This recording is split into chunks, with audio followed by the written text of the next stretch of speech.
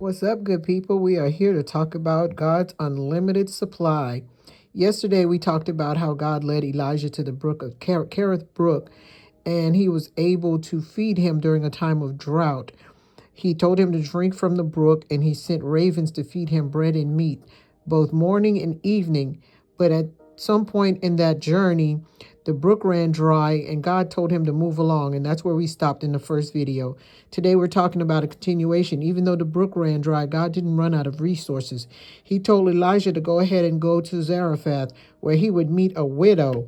And when he got there, he asked her to go ahead and make him use some flour and make him some bread.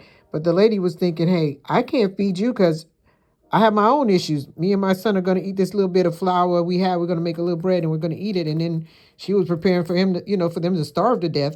But the prophet encouraged her to go ahead and make the bread, make enough for him first, and then watch God work.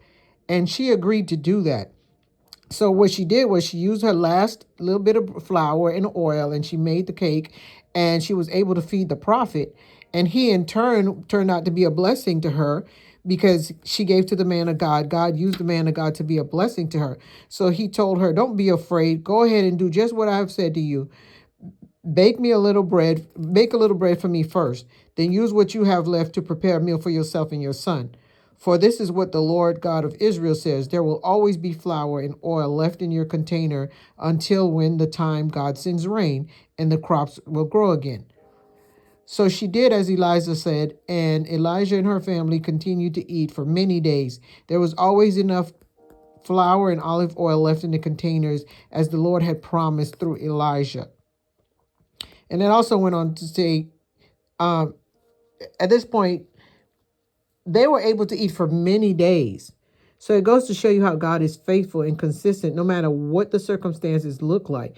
Elijah was in a time when he had declared a drought initially, and then God fed him supernaturally through the use of these birds, these ravens, bringing him food and him drinking from the brook. Now, somebody else would have panicked when the brook ran dry. They'd be like, okay, Lord, what's going on here?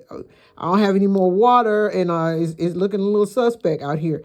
But God didn't just leave him high and dry. He told him where to go next, and he continued to prove himself to him. He sent him to Zarephath, and when he went to Zarephath, the person he sent him to get help from, she didn't have that much to give in the first place because she was on her last. But God multiplied for not only the prophet, but for also the woman for her obedience to what was asked of her. She and her son and the prophet, all three of them were able to eat for many days. So I'm just reminding you to stay encouraged, be steadfast. Do not let your faith fail. Do not let your faith waver. Trust God.